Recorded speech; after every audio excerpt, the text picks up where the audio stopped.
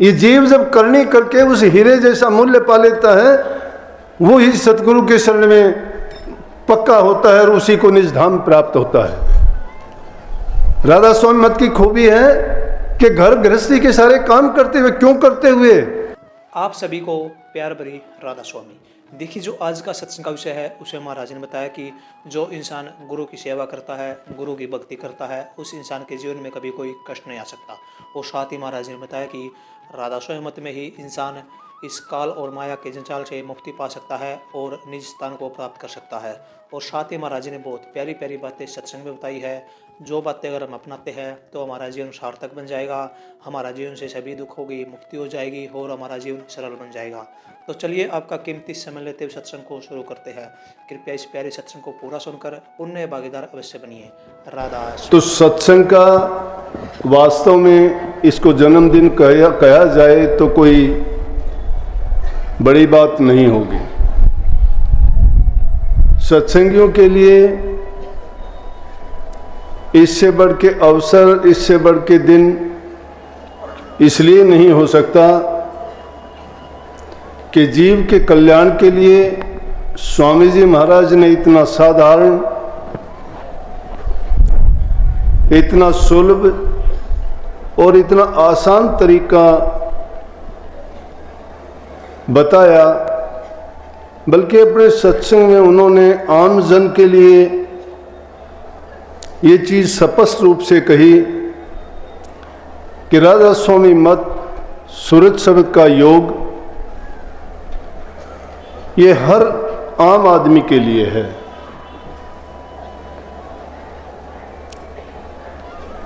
किसी को भी किसी प्रकार की परेशानी या मुश्किल इसमें पेश नहीं आ सकती।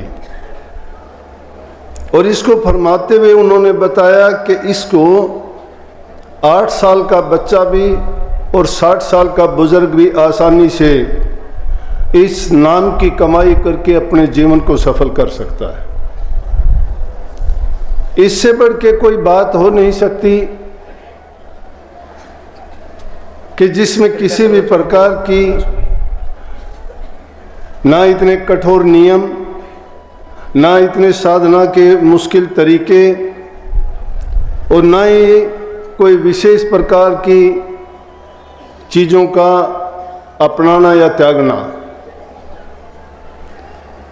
आम जन के लिए, जिसमें गृहस्थी आदमी अपने गृहस्थ को भोगते हुए, अपने कर्तव्यों का निर्वहन करते हुए और जो अपने कर्म किए हुए का परिणाम है उनको भोगने के साथ साथ कर्म काटने का यत्न और आगे के लिए अपने मुक्ति का दरवाज़ा खोलना जिनके लिए सुलभ और आसान हो गया। सूरज शब्द के योग के करने में परेशानी कुछ भी नहीं है, लेकिन हमारी अगर श्रद्धा, विश्वास, गुरु के वचन को निभाने की हमारे अंदर क्षमता आनी चाहिए। और मुख्य करके सब शास्त्रों का निचोड़, सभी वेदों का, सभी संतों के कथन अनुसार स्वामी जी महाराज ने ये भी बता दिया कि इसका जो स्मरण मात्र भी कर लेगा कलयुग में तो भी उस जीव का कल्याण हो जाएगा। शास्त्रों से हटके कोई बात नहीं है, हमारे सत सनातन धर्म से ये अलग नहीं है। राधा स्वामी मत में या संत मत में किसी की आलोचना, बुराई नहीं की जाती है। इसमें कोई जाति भेद नहीं है, ऊंच नीच का ख्याल नहीं है, गरीब अमीर का सवाल नहीं है, स्त्री मर्द का बारे में कोई भिन्नता नहीं है। जाति एक ही बताई कि परमात्मा के घर से ये जीव आता है, जाति तो इंसान ने बनाई है। कर्म के आधार पर इंसान ने बांट दिया, ऊंची नीची जातियां खुद इंसान ने बनाई, परमात्मा ने कोई जाति नहीं बनाई। जितना अधिकार आदमी को दिया उतना ही स्त्री को भी दिया, बल्कि प्रकृति ने बनाने में माताओं में सहन शक्ति, धैर्य और प्रेम, ये 3 चीजें आदमी की अपेक्षा बल्कि उनमें ज़्यादा दी, और ये उनमें ज़्यादा पाई भी जाती हैं। इसीलिए सत्संगों में देखते हैं माई बाई तो बहुतायत में आती हैं, लेकिन मर्द लोग, आदमी थोड़ा आनाकानी करते हैं, और उस आनाकानी का मतलब और कोई नहीं है। 2 ही बात हो सकती है, या तो संसार के पदार्थों में फंस के किन्हीं गलत आदतों का गुलाम बन जाते हैं, उनको मुश्किल होता है। इसलिए वो जुदा रास्ता अपनाने के कारण उनके सामने दुविधा होती है कि हम इन आदतों को तो छोड़ नहीं सकते, इसलिए धर्म के मार्ग पर हमारे लिए चलना मुश्किल है। परंतु माताओं में ये शक्ति ज़्यादा होने के कारण घर का सारा काम काज करती हुई, संतान का लालन पालन करती हुई, हर प्रकार के दुख दर्द तकलीफ सहने के बावजूद भी इनकी वृत्ति प्रभु में, नाम भक्ति में और प्रभु के प्रेम में ओतपोत रहती हैं, और ये चाहते हैं कि उनके परिवार से, उनसे जुड़े हुए जितने संबंधी हैं, जितने भी उनके नातेदार हैं, उनकी संतान, सब के सब प्रभु की भक्ति में लगे और अपने जीवन को कामयाब करें। लेकिन संतों की नज़र में सब बराबर हैं, उनके लिए कोई भी किसी प्रकार का भेदभाव नहीं, सभी नियम उनके लिए भी बराबर हैं तो उनके लिए भी बराबर हैं। भक्ति करना कठिन तो है, कठिन इसलिए है कि जो नियम बताए जाते हैं उनको निभाना, या हम मन के गुलाम बने हुए हैं, दुनिया के रसों में मन को जिसने लगा रखा है और दुनिया के रस को ही अपना आनंद मान के वो सोचते हैं कि हम इनके लिए पैदा हुए हैं, ये भोग्य पदार्थ हम नहीं भोगेंगे तो और कौन भोगेगा।